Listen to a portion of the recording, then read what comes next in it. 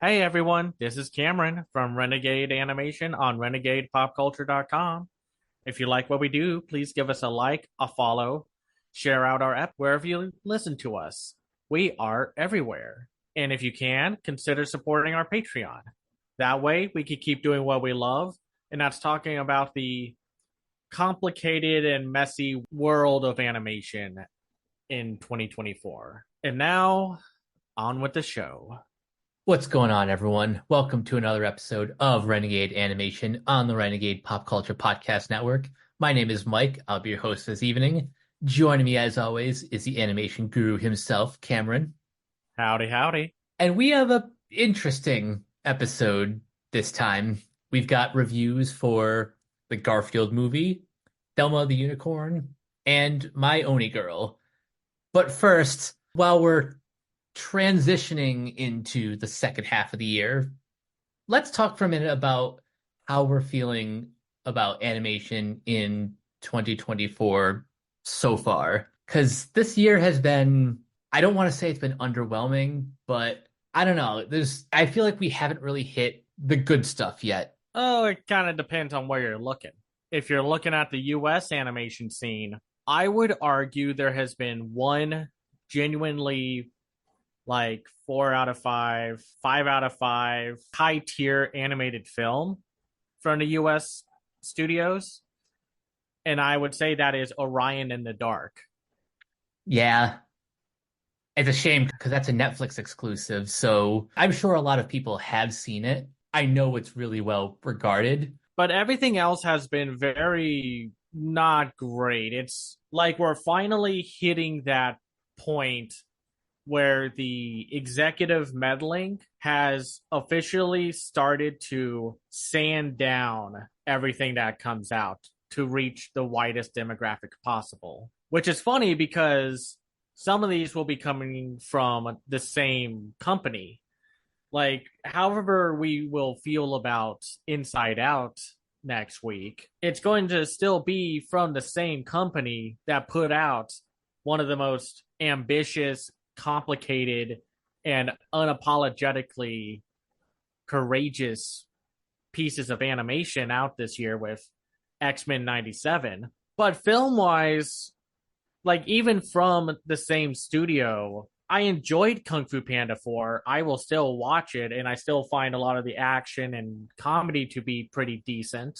But it was still not as good as the previous films. And yes, it's unfair to possibly compare and contrast this new movie from the previous three, but it's there. It's trying to do and set up things that how are they going to handle that with what the story decisions they made or didn't take into the future films, because we're going to get a Kung Fu Panda 5. This movie was successful because it had essentially no competition for like 3 straight months, which is bananas considering that family entertainment has always been popular, and yet Hollywood these past 2 years is like, we're going to stretch everything out thin.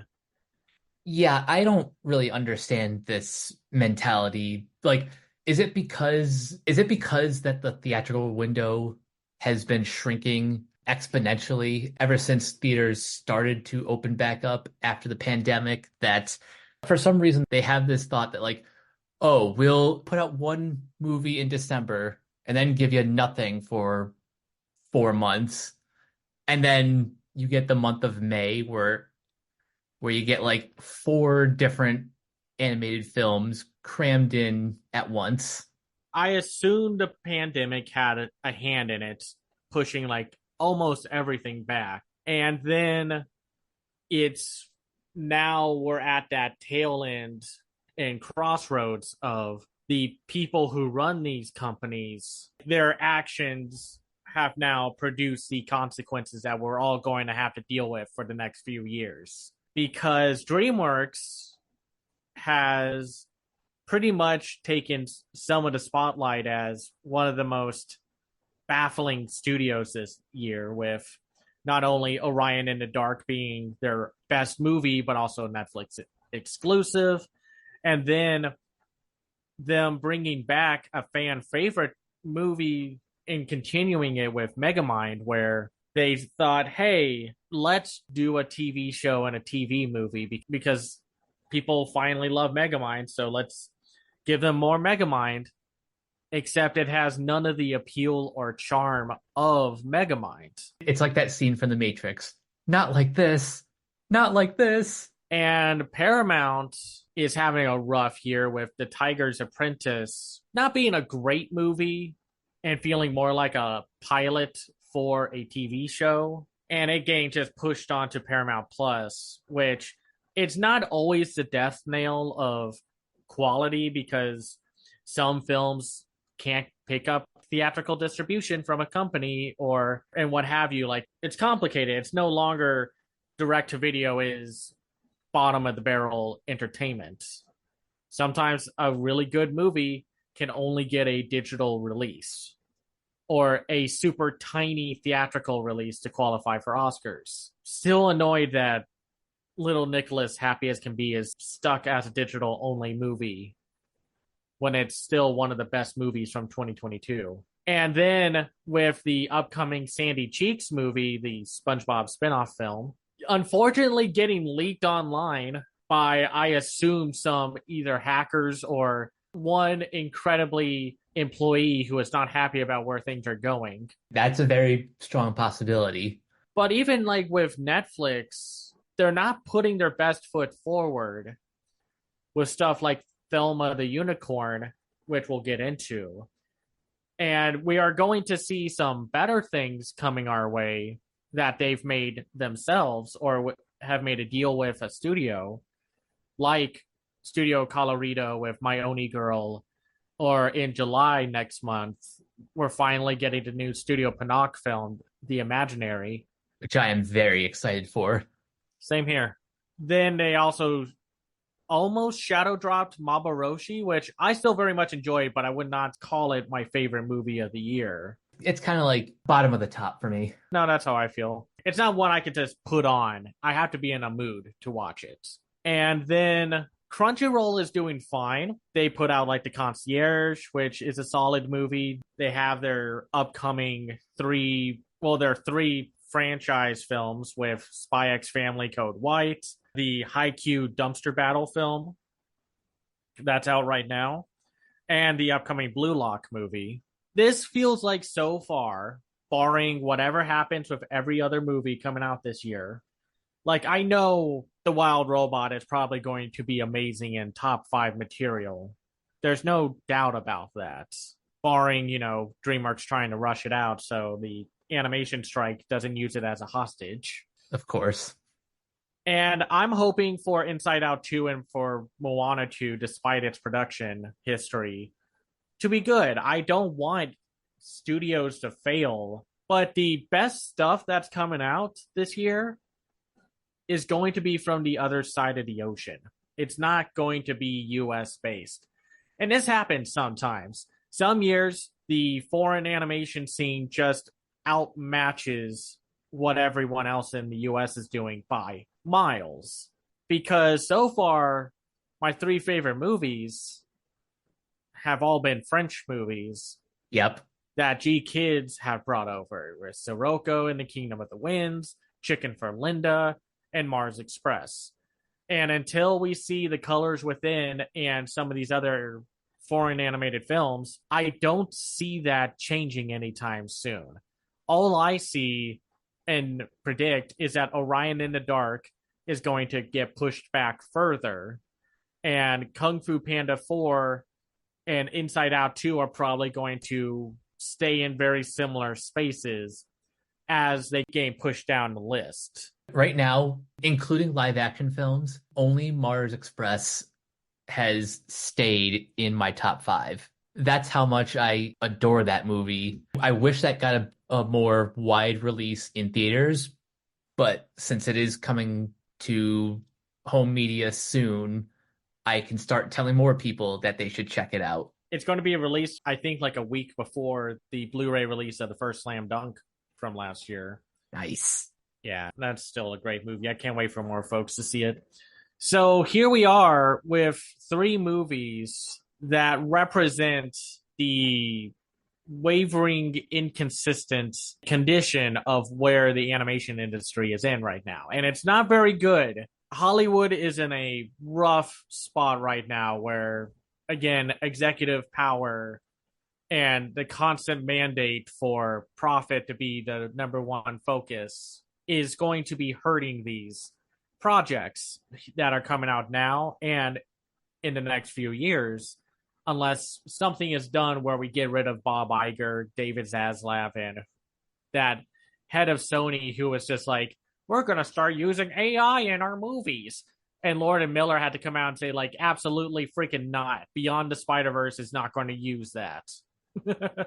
And then it doesn't help where Pixar recently came out. Pete Docter said, we're going to move away from intimate and personal stories, where Pixar built their entire identity as a studio with making films that were directly focused on came from the director's perspective. Like more so than any other studio, this is what Pixar did most and best, with the exception of stuff like Brave and, of course, the Cars movies. So it's really maddening and frustrating because everyone in the animation industry is not happy with what Pete Docter and Pixar are doing. Because essentially what's going to happen is, and nothing against Illumination, because the people who make those movies are still super talented. Oh yeah, for sure. But the thing is, Pixar is basically going the Illumination route where the story and the experience that you're sitting through was not crafted by an intimate story. It was crafted by mandates in notes. There's no identity. The director is not behind the wheel. It's not in control of what kind of story they want to tell. I want to give Pete Docter a little bit of the benefit of the doubt with his quotes because A, I don't believe he fully believes what he was saying in that Bloomberg article. And B, this is a very kind of reactionary position that Pixar is in right now. If Inside Out 2 does really well, and if Elio knocks out of the park as well, and then slowly they start to kind of gain their confidence both financially and critically, then Pixar's going to go back to what Pixar does best. But for now, what this quote feels like to me is Pete Docter is basically just saying anything to get the shareholders off his back. Well, listen, I have a very mixed response to that whole thing, and I know a lot of people are like, leave Pete Docter alone. The fact of the matter is, whether it was like Bob Iger saying, hey, you guys got to start making sequels. We got to start making money again. And that means you can't be doing any more of them Turning Reds and Lucas and Soul or whatever. You got to start making like Incredibles 3 and Monsters Inc. 2 or whatever. It's like, I don't care at the end of the day whether Pete Docter believes in it or not, or was just told by Bob Iger or whoever to say what they said in that article. The fact of the matter is, those words are out there now. People have every right to be upset at what he said. I'm just saying, like, I don't want people to coddle Pete Docter because he's a talented director. He knows, for the most part, what he's doing. It's just like Pixar is no longer the studio that Disney was looking at with desire of like, hey, why don't you make movies for us? You're already in a deal with us. Let's make more beautiful movies together. They've become a cog in the machine. It's not like Pixar can't do sequels well, but their sequel game is not as good or better than any other studio out there. They still have the same problems as when studios are like, well, that made a lot of money. We want a sequel. That movie wasn't meant to have a sequel. It's like some exec is going to watch that clip from Harley Quinn where Bane is like, I wish they would make another Up movie. And that whole discussion sequence is meant to be a joke because it sounds like exactly what a bunch of executives would say. They would want to act like they know what they're talking about. They would take that one scene extremely seriously when it's not meant to be taken seriously. It's like a lot of shows and stuff have talked about this, where there's just this constant greedy, cynical desire to profit off of anything, just something that could make the studio money, when they all need to stop spending so much money. They got to stop worrying about whatever they make the first weekend. And they have to give the reins back to the creatives, because otherwise, what you get is Garfield. So, we're going to talk about Thelma the Unicorn and Garfield at the same time, because they're kind of both movies that have fairly similar problems. And I don't have much to say about either of them because of that. Yeah, it's kind of interesting how both movies, well, Thelma came out the weekend before, but both these movies came out in the same month and have strikingly similar pros and cons. Because with Thelma, which is based off of the book series and is about a small pony who dreams to be a big music star, who then one day accidentally, because of some very absurd hijinks, ends up looking like a unicorn and becomes a big star. And then with Garfield, here's my question, because the story is very much Garfield found John when he was a kitten, and John took him in, got him a friend with Odie, and then years later, Garfield reunites with his father, Vic, who, because of Vic's actions, gets him in some hot water to do something for this villainous cat who will otherwise end them. So here's the question. Does Garfield deserve to be in movies? Like, is he a movie character? That's actually a fair question. Obviously, Garfield has been a staple in pop culture for, I want to say, at least like 50 years. Been in about a dozen TV specials, the television series Garfield and Friends. But does he work as a movie character? That's the problem here. Like, he's done a lot of things. He's done shorts, he's done TV shows, specials. He's jumped from 2D to CGI. He's had weird superhero spin-offs. He has a wildly cosmic horror fan base online where people just take Garfield and do really weird and out there things with the franchise. It's not like they couldn't make Garfield work. I think the problem is Garfield doesn't work through the means of how the US animation industry makes movies. Garfield does not work when it has a reoccurring plot. That's the reason why those Bill Murray movies were terrible. It was putting Garfield out into a situation that did not fit him, because as how much he's done, Garfield is not a very moldable character. He hates Mondays, he loves lasagna, he makes John's life a living hell. Even though people can do a lot of things with him, he's very limited. So to see him go into a movie where it's part Garfield dealing with an abandoning father issue, and then halfway through a heist movie, and then trying to reconnect with his dad and to enjoy life while avoiding the grasp of this evil cat, it doesn't fit. At first, when I heard some people say that, like, this feels like an original movie that got the Garfield IP slapped onto it, I rolled my eyes a little, because it's like, oh, that's just the most cynical of takes to have with what looks like an otherwise harmless, if not impressive movie. And then you watch it, and then you're like, was this an original movie that Mark Dindal was attached to before they slapped Garfield on, or was it always meant to be Garfield? It could be a little bit of column A, a little bit of column B, because a lot of the characters that are introduced in this movie, as far as I know at least, are original creations. Like Oh, Vic, yeah. They are. Like Vic and Jinx, who I gotta say is actually a fun villain.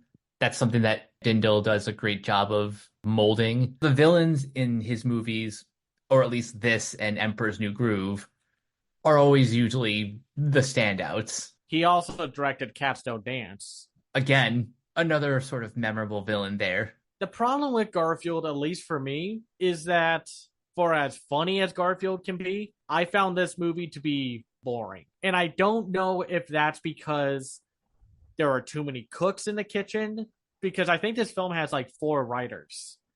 And I don't think Garfield needed to have a heist movie shoved into a reconnecting with my long lost father trope. And it's also another one of those cases where they really did not need to have about a third of these celebrities. Like Samuel Jackson, love him. He gets a free pass. He lightens up and makes everything he's in better, no matter how the end product is. Oh, yeah.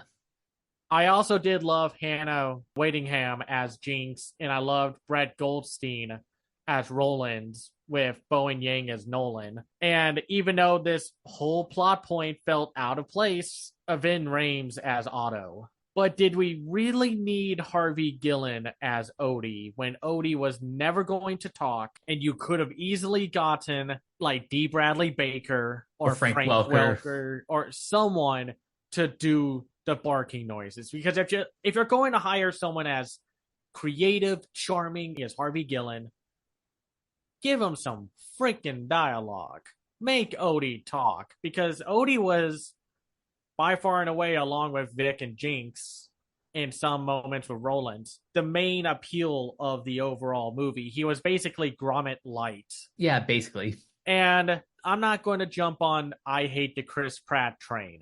I do agree with why people find him an obnoxious personality and a person in general. But they really needed to get someone else to voice Garfield. He's doing his best, but he cannot bring the life and energy of who Garfield is, because as much as Chris Pratt is a popular actor to get, he's a very limited actor. He has one good kind of character that he plays. And I'm sure sooner or later we're going to find a movie, or he's going to be in a movie or a show where he will actually show his acting range.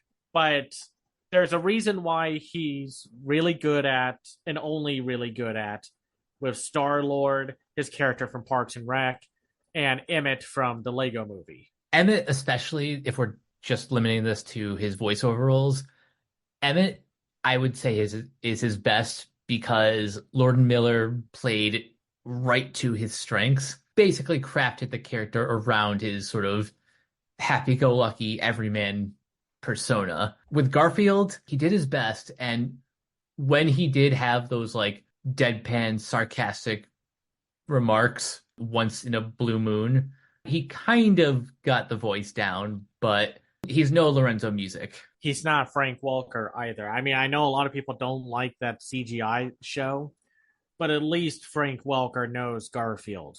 He can capture that Lorenzo Music vibe. And also, Nicholas Hoult as John. John is not in the movie a whole lot. And that's a huge problem, because the Garfield universe has so many characters.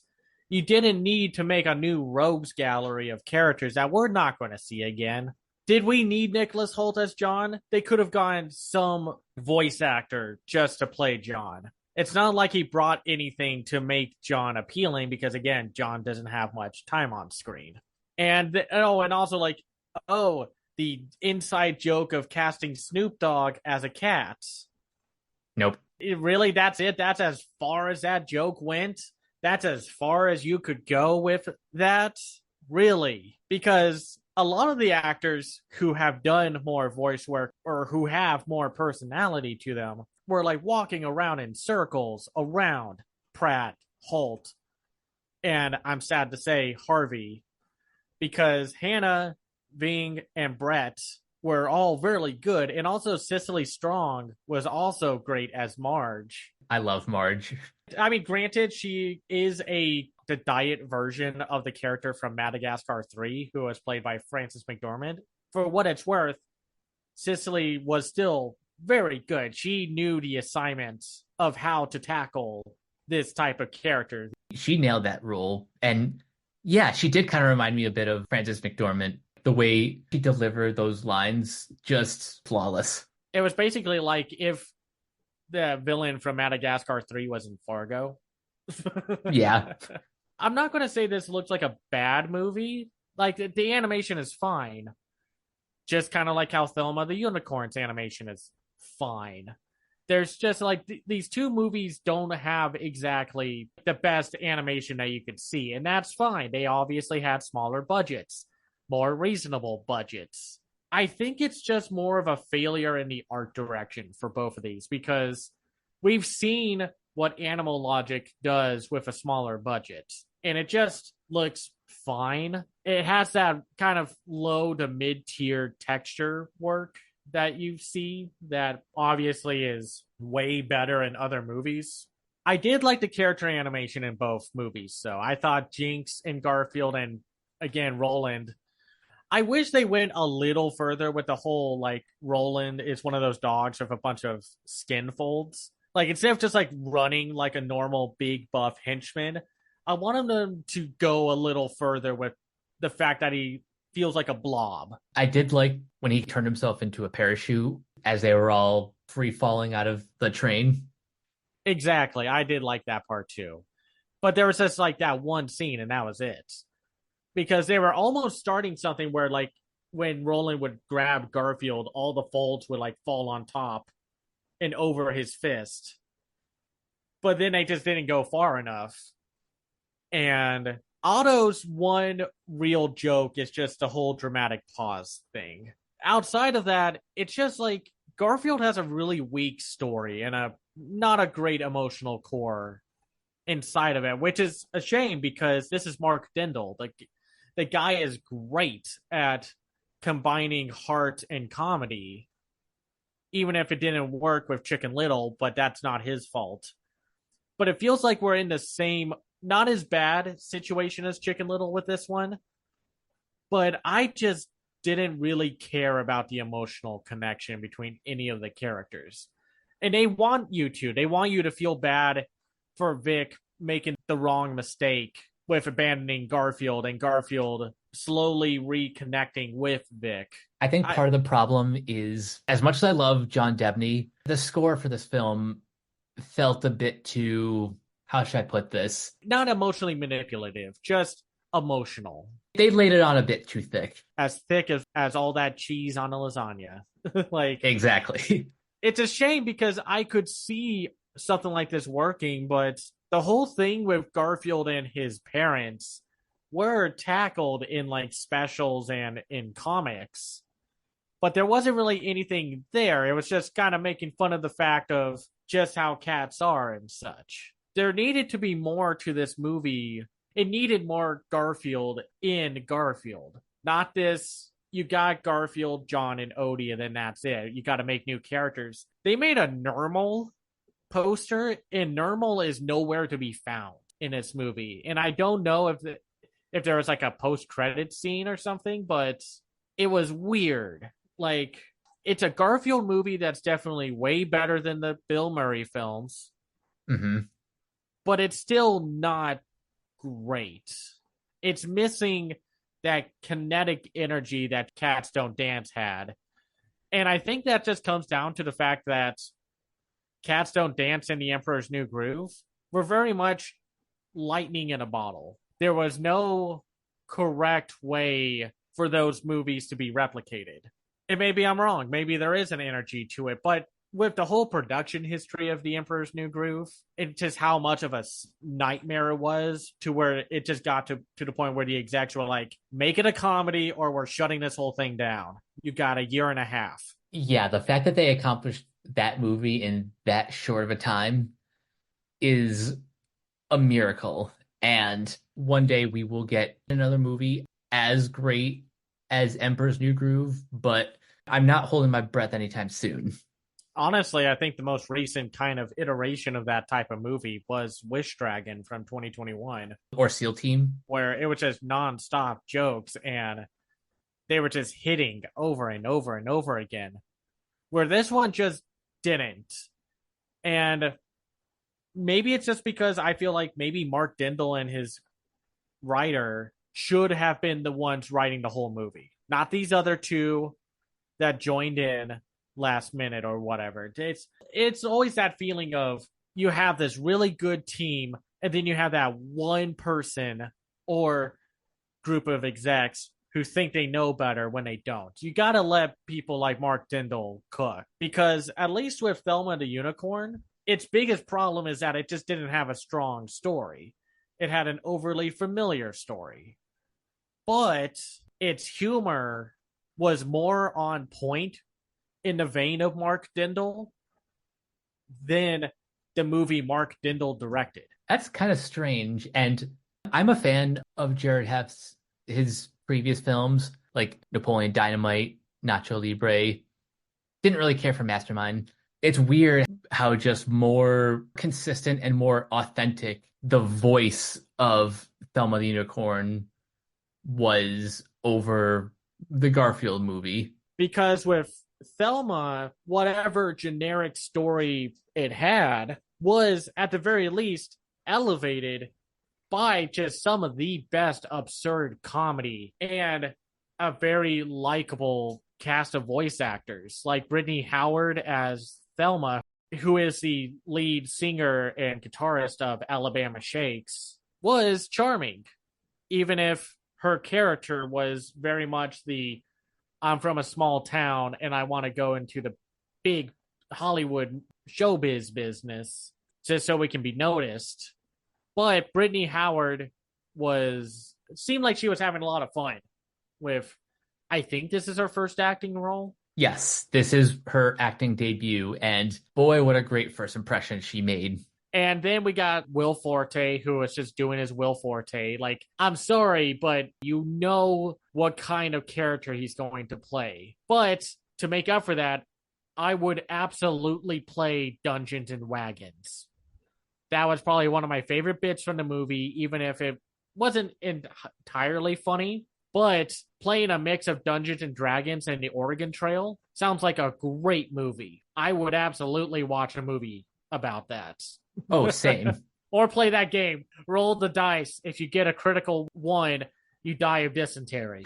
So, what also helps make this movie more entertaining is when you got Jermaine Clement as Vic Diamond. Dude probably always understands the assignment. Exactly. He probably had the best animation, the best jokes, the best lines. You could tell the movie loved this character. This movie has very specific favorite characters that you can tell. And Vic Diamond is, yes, very much a sleazy 70s music executive and talent agent, which almost clashes with the more modern aesthetics of this movie, but his animation and just how just ultra confident he is, despite being like the slimiest person in the room, makes for a very fun character to watch. And he had some of the best lines. I love when you first get to meet him and he's just like, there's a negative review of your newest show, Nikki. I don't want you to hear it. Now listen. Or the surprise underrated MVP performance of Zach Galifianakis as the Krusty Trucker. Yes. Who is just very much a Zach Galifianakis kind of role. You could absolutely see him doing this in live action. And I also liked Fred Armisen as Danny Stallion. And it did have some decent commentary about the music industry and just how most people changed themselves to become more accepted and loved, but then get lost in that image that they came up with when, of course, the generic moral of be yourself is the main takeaway from this whole thing. The story, we've seen this story like a million times. The only benefit to having such a basic story as your through line is it just leaves room for everything else to go hog wild. Like the introduction of the pool boys Oh is my God. The pool boys are a fantastic reoccurring gag. And shout out to the fact that they had different body types and none of the jokes were at the expense of like the more heavier step one. They all had the confidence cranked up to 100 and they were just a lot of fun to watch. You could tell the animators had a blast working with them. And then, of course, Vic saying, "Oh, yeah, those are the pool boys. They're the entourage for Nikki. Apparently, they say if they stop dancing, they die." One of my favorites is just this quick blink and you'll miss a joke with Danny Stallion signing autographs. And this girl comes up. She's like, "Will you sign my grandmother's ashes?" And it's like she puts the jar of ashes on the table and he just smashes the jar. The ashes go everywhere. And you hear the girl go like, "Grandma!" Just it's such a dark joke, but I love it for that reason. this movie can be very funny. I don't think it's as funny as some of the other films I've seen this year. Like, I think Babes is still my favorite comedy of the year. But I also did love stuff like Reggie, who is played by John Heater. The scene where he's just like, "Oh, great, the gate's locked. How do we get by?" And he's like, "Don't worry, I'm an expert at cracking locks." And he's like rubbing his hoofs together. And then he just gets a big rock and just slams it against the lock and just breaks it open. He's like, "Yeah." Or like when they're trying to get past the bear security guard and the bear's trying to answer the trivia question and the car keeps going back and forward, avoiding his eyesight. And then it just stands upward, like in the air at one point. The cartoony nature of this movie is why it's fun to watch, despite it being a very familiar trek through common story tropes. Oh yeah. This feels like they had a lot of fun making it. This is going at 100% just unhinged humor. Garfield, intentionally or not, is going at like 50%, which is what Garfield would do, or he would just try to go at everything 25% of the way there. I obviously like Thelma the Unicorn better, but I enjoyed Garfield a little bit more than you did, only because when the slapstick worked, it worked, but it was always undercut by how unfunny the dialogue is, and mostly that is Garfield, where the jokes seem overwritten and overexplained, and that killed the momentum. Well, and I'll say this about Thelma, whatever you have to say about its animation, at least it didn't have an ungodly amount of product placement. Garfield, like, what is with all these recent movies where Olive Garden is a constant product placement? And this And is mostly family films too. yeah, it was with Sonic and now with the Garfield movie. I know that's just two movies, but still, it's, you know, if I watched a movie with an Olive Garden product placement, I would have two nickels. It's not a lot, but the fact that it's happened more than once is weird. Also, why Olive Garden? It's not even good to warrant this much attention. I think that's because there's no other Italian restaurant chain, or at least one that I know of. I think it's just Olive Garden and that's it. Woof. It being a chain is the problem. When everyone else in Garfield is funnier than Garfield, that's a huge problem. You can't be making your main character the unfunniest person in the room. I did like the whole joke of getting onto a train by way of branch throwing. I did love the animal rescue hotline joke with John, where because I've done this, I had to do this when I got my new phone this year, where you're just going through all of this nonsense that doesn't actually help with the other side of the call. But I love that it's just like, if you lost your cat, please press 1. If you lost your dog, please press 2. If your cat is orange, please press 4. This doesn't actually help with anything. We're just trying to elongate the call. But then there's just really forced jokes with like, you've obviously never been in an Olive Garden when they ran out of breadsticks. And it's just like, this isn't funny. Whoever was writing these jokes were squashing all the other jokes that were funny. And at least with Thelma the Unicorn, I never felt like I was forcing a laugh out of me. I was laughing when the movie wanted me to laugh. Which was often. I know if I had to recommend one of these two movies to watch, I'd highly recommend Thelma the Unicorn way over Garfield. But Garfield doesn't need my assistance or recommendation or unrecommendation because it's going to make so much money. Yep. It's already making so much money. It doesn't need someone to like bring it down a few notches. It's just weird to be talking about this because I want to be supportive of the industry and I am going to be supportive of the industry, but I'm also not going to hold back on how I feel about some of these movies. It's not the animator's fault. It's not the director's fault. It's always the people at the top.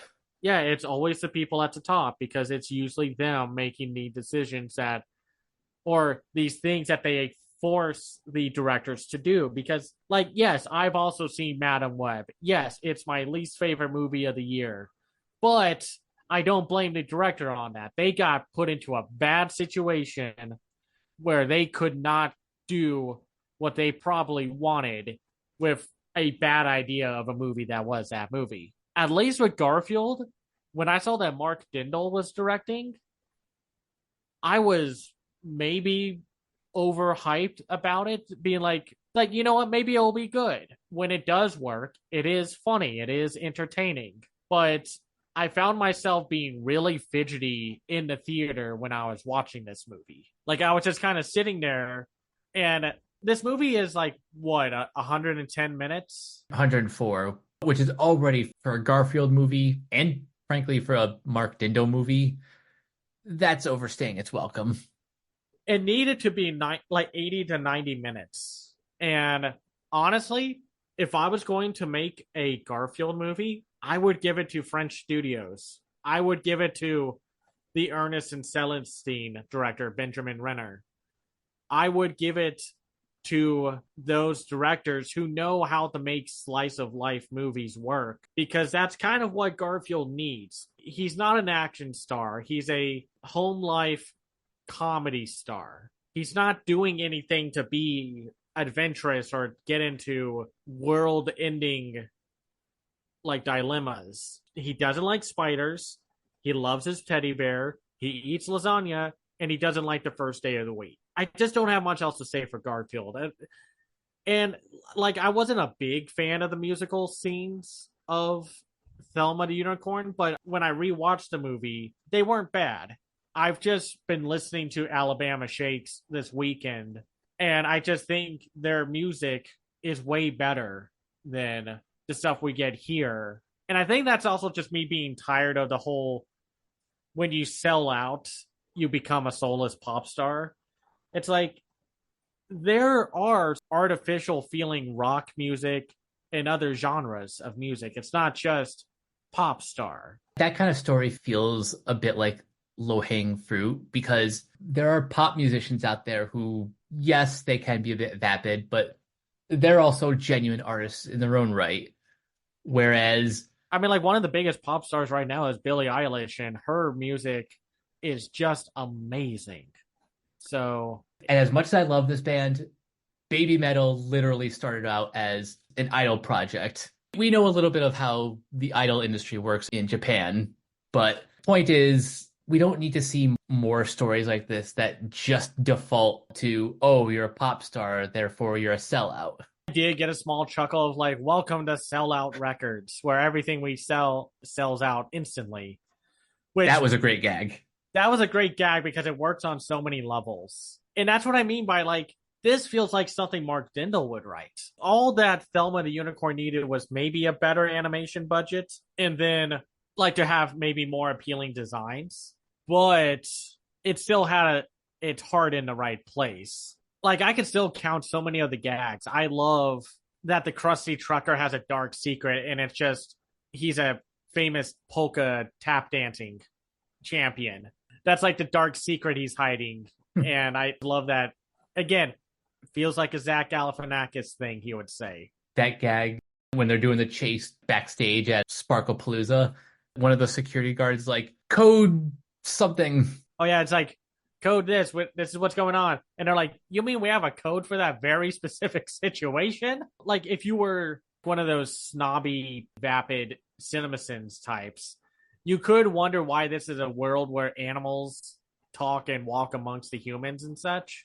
But I don't care. That's not the point of the movie. The point of the movie was to be this charming little experience. And that's what it did. That's what I got out of it. Like, yeah, it's not my favorite Netflix original movie. I still think that's probably what they did with Del Toro with Pinocchio. At least I like this one more than The Magician's Elephant, even though I know by the time it comes out, Ultraman Rising and the new Wallace and Gromit movie are going to overshadow Thelma by a long shot, which is sad. It's like this thing has all the possibility of being a cult classic. I could see this movie working well as a double feature with Popstar, Never Stop, Never Stopping. Netflix would just have to actually sell the movie outside of its streaming service, which apparently they won't do. Or they will, but they're very inconsistent with what they put out. So, but luckily, we have a movie that, yeah, kind of has the same, doesn't go far enough in a sense of like themes and overall story, but at the very least, My Oni Girl doesn't really have any of the caveats that like Thelma or Garfield had. It's a genuinely good movie. And our journey so far has been with Studio Colorido has been mixed because in terms of like the big studios in Japan that focus on feature films, Studio Colorido has always been in a competitive perspective, fourth or fifth place behind Ghibli, Studio Chizu, Comics Wave, and some of the other ones like Studio Ponoc and such. They've made good movies, but there's always something like missing from those movies. But even then, I still, at the very least, loved My Oni Girl. And then what was that movie from 2022? Drifting Away? Drifting Home. And I also loved Penguin's Highway. While the only movie that we've actively disliked or felt underwhelmed by was A Whisker Away. So, Mike, what did you think of My Oni Girl? Let's start with that.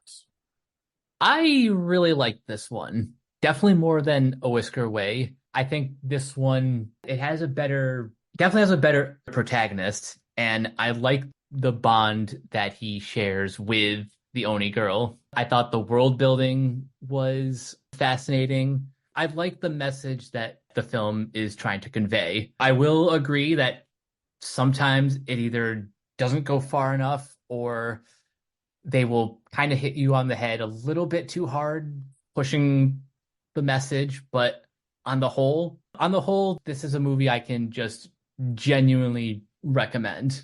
So My Oni Girl was directed by Toмотaka Shibayama, and he also wrote it alongside Yuko Kakihara. It's about a shy teenage boy who really hides his emotions. He closes himself off to the world. He doesn't really say how he really feels about whatever topic until he runs into Sumigi. He goes on a journey with her to find this shrine because she thinks that this is where her mom vanished off to. And along the way, they meet these other characters that help build around the theme of being true with yourself and your feelings and emotions with other people to strengthen that bond which you make with the people you meet in your life.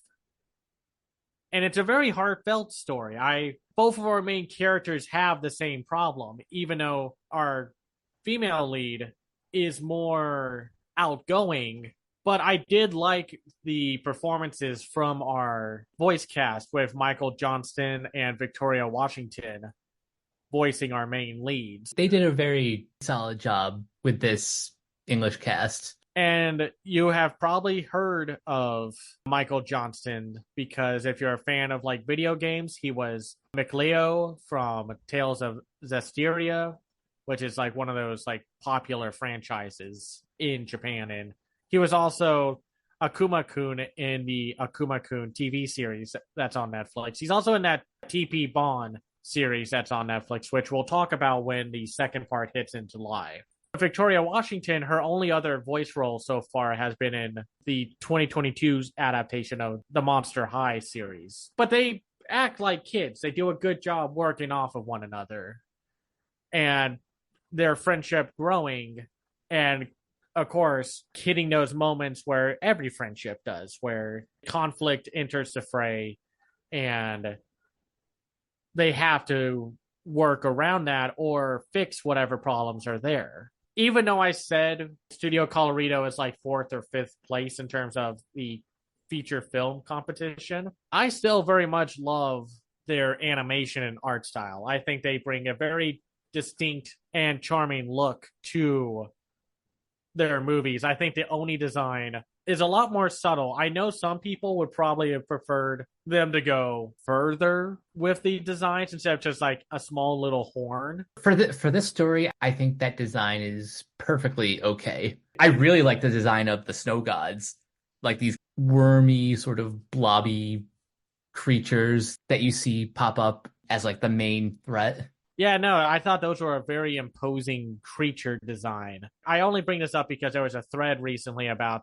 the fact of how some folks criticize the trend of taking monster designs and then like turning them more human to make them more quote unquote appealing, when some of the appeal is the fact that they have these like monstrous designs to them. I know what thread you're referring to, and I can definitely see where people are coming from with that argument. It's funny because we're at the tail end of the first season of Delicious in Dungeon, which takes pride in the fact that Oni and orcs have more to them than just the old-fashioned Star Trek way of just like all the aliens are humans, but then we'll put like a ridge on their forehead, which makes them different. They're not humans, even though it's like they look like humans. But I did like the interactions that our characters went through. The two siblings that do flea market sales, the people who work at the hotel, or yeah, I guess it was either like a hotel or a resort in the mountains.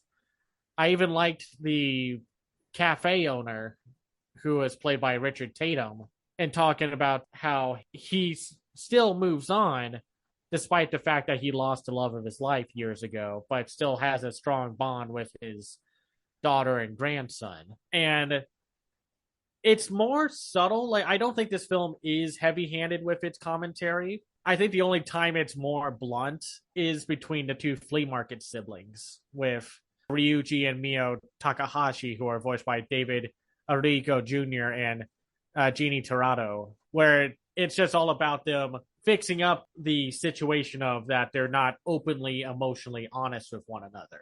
I think the more I think about it, that might be the one scene that overly telegraphs the theme, but after that, it gets much stronger. It dials back the writing, and it's definitely way more interesting when it gets to Naoya Yamashita and Shimako Yamashita, who are voiced by Steve Kramer and Cindy Robinson, the resort owners, where Naoya secretly smokes outside the hotel so he doesn't stink up the hotel and make it uncomfortable for the customers. But it's also like he knows in an indirect way that Shimako wants him to stay around as long as possible because, you know, smoking ain't the healthiest thing. The biggest problem with this movie, at least for me, was the third act, because that's when it introduces the secret Oni village, and it dumps a lot of backstory onto you as a viewer. Just a lot of world building, a lot of twists and turns of what we find out what happens to Sumigi and her mom, and then find out that, like, you think the mom died, but she actually didn't. You think the bond between her and her dad is not great, which would parallel the conflict between Hiragi and his father, who's played by Kif Vanderheevel. And then by the end of it, you find out how strong their bonds are. Like when the father finally catches up to Sumigi and asks her, like, where'd he go? And she's like, he's that way. And he goes after him, and she's like, why did you come out all this way for your son? And he was like, that's what dads do. Because even though they had a conflict of what Hiragi was going to do with his possible future, Mikio, the dad, was just trying to do what's best for his son. And he was laying on what he thinks is best over what Hiragi actually wants. Which is what a lot of parents do. It was a good story, but then this third act where it just goes with all the twists and turns, and we finally see the Oni village and then what these snow god spirits do. It was a little much. It was a little hard to follow, and it just introduced a little too much when they could have easily dialed it back. Kind of sounds like a similar problem that we had with A Whisker Away, where Oh, yeah. they crammed a lot of the more interesting stuff all in the second half of the film. Yeah, it was like the last 20 minutes when we got to see that cat tree and all the lives of the cats there.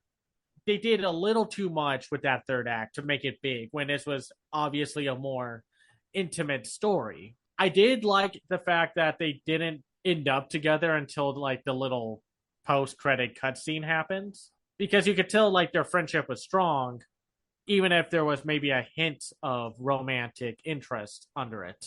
I felt that romantic undertone for a lot of especially the second half. If they were able to balance out the Oni stuff and the lore and the world building that's in the third act and weaved it through the movie, I mean, they do in a way. Like you see Izuru, Sumigi's father, early on, like during the midway point of the movie. It did not hit the landing for me until it kind of did. It stumbled into landing, but then it did a pretty decent job wrapping everything up by the end of it all. It started off strong and finished strong. It's in the middle where things drag a bit. And also, this is just a tangential related thing to comment about this film's visual style. Like, I love how everything looks, but I also remember that this is the same studio that did some of the Pokemon specials recently. Oh, yeah? So, like, some of these characters kind of look like they should be in Pokemon. Like the siblings? The resort owner, husband, and such. It's just funny. It's just one of those things where it's like, once you know what that studio has worked on, it's like, oh, right. The music was composed by Mina Kubota, who worked on like A Letter to Momo, which I very much loved. And that's pretty much it in terms of stuff. I mean, they also did A Whisker Away and a Macross movie in 2018. Macross Delta.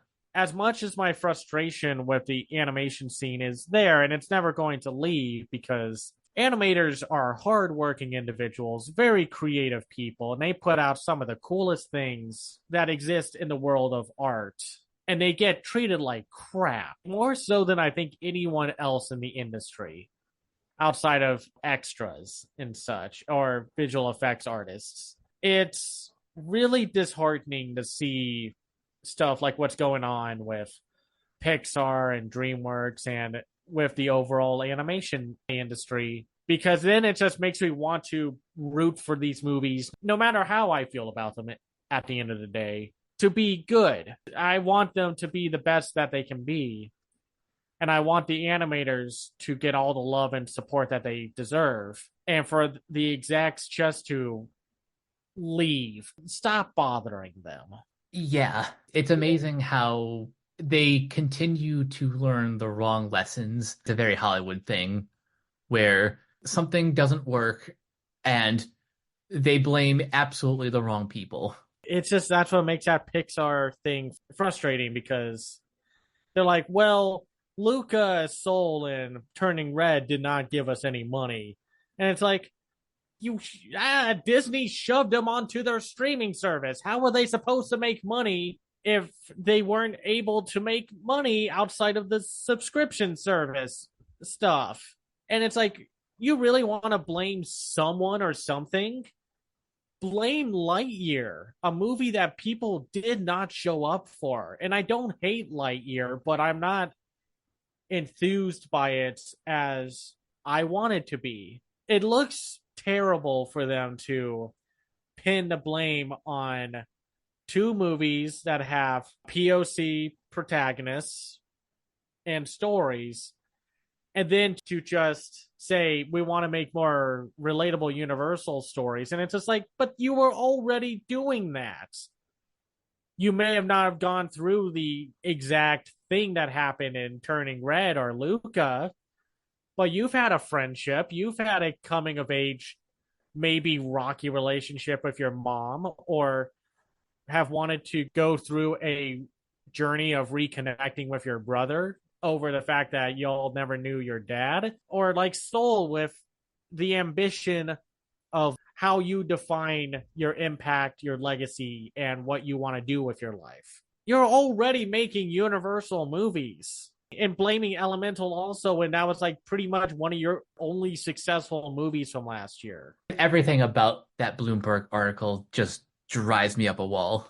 It's so maddening. And it's going to be rough right now because nothing's getting made right now. Projects are not getting greenlit. Movies are either getting canceled or removed from streaming services. It's a hot mess right now. So you really do have to hope that these next few years are going to have good movies, and hope that the industry, whether it's in Europe, in the US, or in Japan, get their act together and treat their animators better. Like, it shouldn't be that hard, but the constant chase for more money is not going to make you more money. Sooner or later, that ceiling is going to be there, and you're going to hit that ceiling, and you're not going to like what happens when you hit the ceiling. Nope, not one bit.